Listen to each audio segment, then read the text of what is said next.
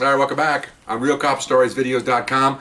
Over 380 cop stories. Please look them up. They're my babies. 98%, 9% are everything I actually did, and the other stuff I heard or saw or learned, but they're pretty much all mine. Okay, a lot of gross alerts on there. Want to ask me a question? We're doing that now. Email me at rsbcopstories@gmail.com. I'll answer you directly, and we'll put it on video like we're doing now. Okay, someone asked about rank structure. How do you make rank? Okay, right now I'm a detective in narcotics. Doing a lot of practical jokes and pranks. So look them up, please. We're continuing all that. I pranked my lieutenant twice. I loaded a cigar, just to give a recap, and it exploded, and he fell back. He was upset. Turns out his family loved it because his son was an officer. They thought that was the funniest thing they ever heard because their dad's kind of straight arrow. He thought that was okay, and I was off the hook. Okay, now we tricked him into thinking his truck was going to break down, a brand new truck. Got him on that one. Okay, so now I'm getting ready to study for a promotional oral board for Detective 2, which is first level supervisor and sergeant rank equivalent, and it's a 3-person board. Okay, so I've been studying for like 2.5 weeks. You know, procedures and policies and get ready to go because they put you on a list. They're going to be like I think I mentioned 50 guys, something like that, for like five spots, 10 spots. Okay, depending on the budget. Okay, so I figured I had about a 1 in 5 chance of making this, but then again, that's 4 out of 5 I may not. Oh yeah, so I'm studying. So a week before they post the oral lieutenants, who's going to be on the board? I come to work. They go, hey, there's the list for lieutenants, and it's also a list of the names of guys taking the orals. You know, like Monday, you know, there's 8. You know, and Tuesday there's 7 because these guys can't do this all day long, which they do for the lieutenants. A lot of work, but they got to get this done. Okay, in a week. So I'm first time. Oh, here I'm the second day. Cool. I look at the board. Oh no. Oh no. Holy yes. And T's going, what's the matter? Look at the lieutenants. Okay, one of them is a guy I pranked twice. I blew up his cigar and I knocked him on his ass and that, and then I pranked him about his truck. I go, oh my God. He goes, well, he won't hold it against you. Are you kidding me? I just embarrassed him in front of 60 guys. So I go to my boss. He goes, oh man, I'm gonna have to go in there and talk to him. I said, well, don't do that. And then it looks like, you know, I don't want that either, but I just want a fair shake. Well, if you don't want me to talk to him, then you kind of on your own. I said, well, you know, just let me go on my own. I appreciate that. He's my boss, loyal to me, and worked for him almost 4 years. Would have been nice, but I want to get it on my own, even though I may not get it on my own. Okay, I figured, okay, whatever. It's a crapshoot anyway. He goes, are you sure? I'm sure. Okay, fine. To this day, I don't know if he talked to him or not.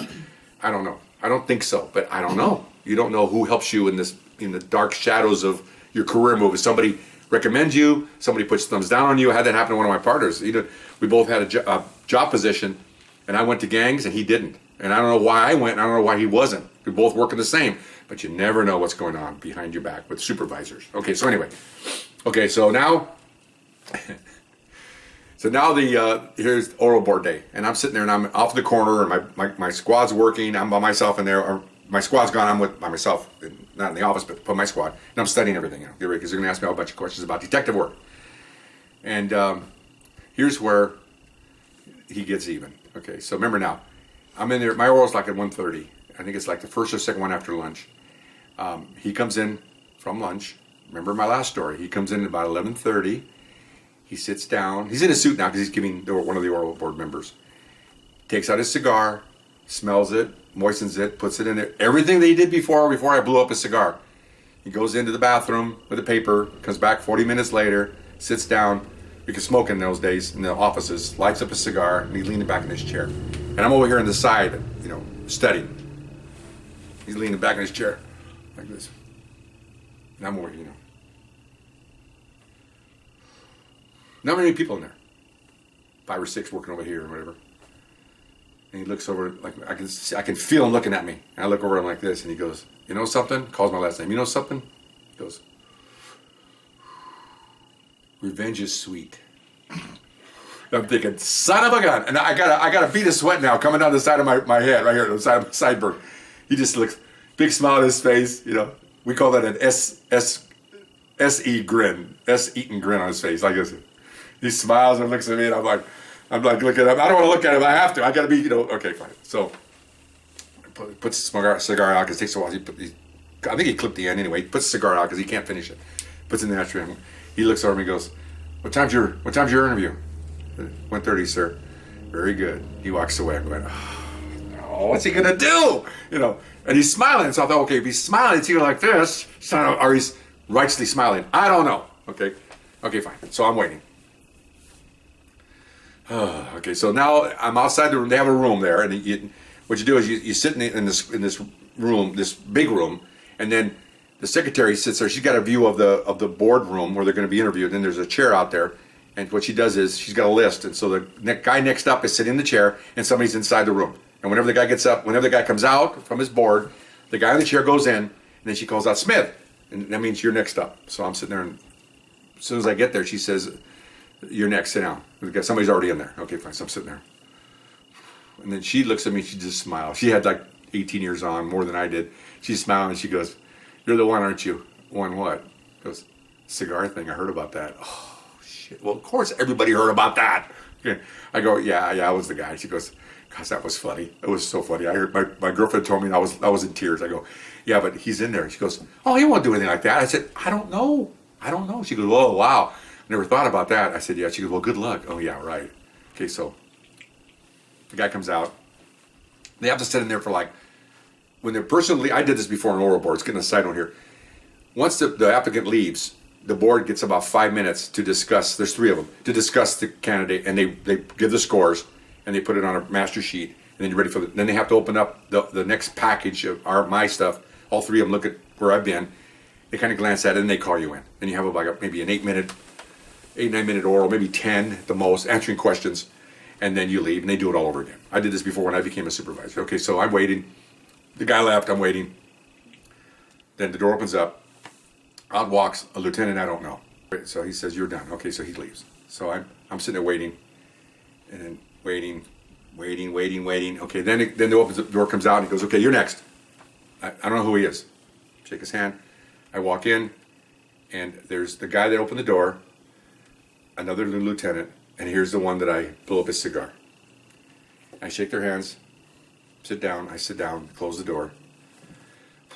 One of the lieutenants says, "Do you have an opening statement?" You always want to have an opening statement. This is how great I am. Okay. So I give the opening statement. Oh, no, I sit there and go, "Yes, I do." Hand goes up. Here he comes. Lieutenant in the middle. My lieutenant, I'll call him my lieutenant. Puts his hand up. "Excuse me. Before we start this oral here," and these 2 guys, they don't know each other. They were brought in as neutral people. They had 1 guy that worked there and the other 2 neutral, so they could make it look like it's an objective board, okay, which is actually a pretty good idea. He goes, "But," he says, before he gives his answers and we ask any questions, "I want to tell the 2 members of the board here," and I'm going, "Oh no." He goes, "This is a young man that loaded up my cigar with explosives, and the cigar blew up, and I fell on my ass off the chair." And these guys look, and I look at me and I'm like this, and they're just laughing. I got sweat coming down. I needed dress shields. I mean, I'm just, and I go, "Thank you." And he is just he's just big smile on his face, and they guys are in tears. So they're laughing. So they stop. They stop laughing. So then he goes, "Are you ready for your statement?" "Yes, I am." So I give my statement how bitchin' I am. Okay, so then I finish that. And they asked me some questions. And it wasn't very hardball questions. I was expecting the worst, especially from my lieutenant. He was right in the middle. He's running the board because he works this division. He just gives some softball questions, and I was done. "Thank you. I answered them all correctly. Thank you very much." And I shook their hands, and I shook my lieutenant's hand last. He looks at me.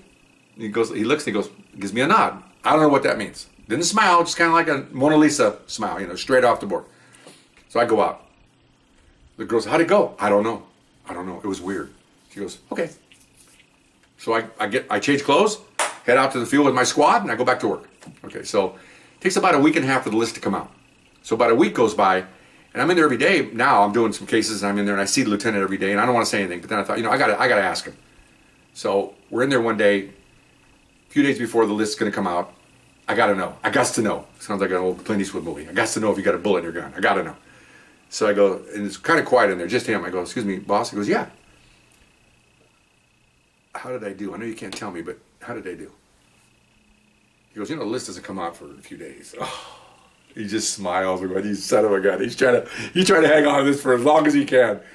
He goes, "But," I look at him. He goes, "You did good."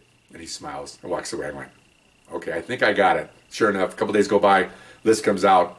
and it's not in any particular order. It's just it's just a list of people that are qualified. It was alphabetical. It's alphabetical, and then from there they'll promote. And I was on that list. It was like, I think it was like 20 of us that made the top list, and the other 20 or 30 were below that list. Within a month, I made Detective 2. So I think he liked it. I found out a few years later that I saw his son in passing. His son was working patrol, and we happened to be working with the patrol that one day. Found out I was there. He seeked me out, which is interesting because I don't know the man at all. And you're so-and-so, yeah. He goes, narcotics, right? I go, yeah. My dad was your supervisor, right? My lieutenant. Yeah. Oh, yeah. Hey, how's it going? You know, you're so-and-so. Yeah. He goes, he told us that story about the cigar exploding at a family dinner. We laughed so hard, my side hurt because my dad is very straight arrow. Okay, and he's throwing out F-bombs. I never heard my dad throw out F-bombs. Okay, so then we told him that was funny and calm down and relax and lighten up a little bit. And then, okay, fine. Then he said we found out like a month later you did him again about his truck. I said, we thought that was funny too because he's out there almost every weekend shining that thing down, washing it, waxing it. He's ready to go on this trip. He comes home and says he got pranked again by you. We thought that was pretty funny. I said, and he's also lightened up a little bit. He's softened up because, you know, from work. Usually it's the other way around. Usually work, bind people up and then they come home and relax. This is the other way around. He started getting a little bit softer because he was getting pranked on, and then people tell him, you know why they're doing this? Which is kind of true. They like you. Why would they do this to hate you? If they hate you, they would do really bad things to you. Like super glue your drawers shut. Guys did that to guys that didn't like. Super glue their desk drawers together. Or get the seat where they take it apart and the guy comes to work in the morning and the seat's completely in 25 different pieces. Saw it in half. We had wooden chairs in those days. Yeah, that's, you know, when somebody hates you. Guys do that sort of crap, okay? No. He goes, you do? Yeah. Oh, he told his son, that's a funny way to show it. Well, he can't, what are they going to do? He can't, he's very below you in rank. He can't go over there and kiss your butt. Can't do that. So, and then he says, plus his boss told him to do it. My boss. So that was kind of neat to hear that. That was years later. I was like 5 or 6 years later. I met him, and really neat kid. He went to work narcotics a little bit. Then he moved on and made sergeant, I think. But super nice guy. A lot different than his dad. His dad's very stoic, very, you know, kind of serious. And this guy was just a regular old working cop, fun guy. But he thought that was a funny. Both stories. I thought that was great. He thought the cigar thing was the funniest thing he ever heard, and so did his wife, the lieutenant's wife. She was in tears over this stuff.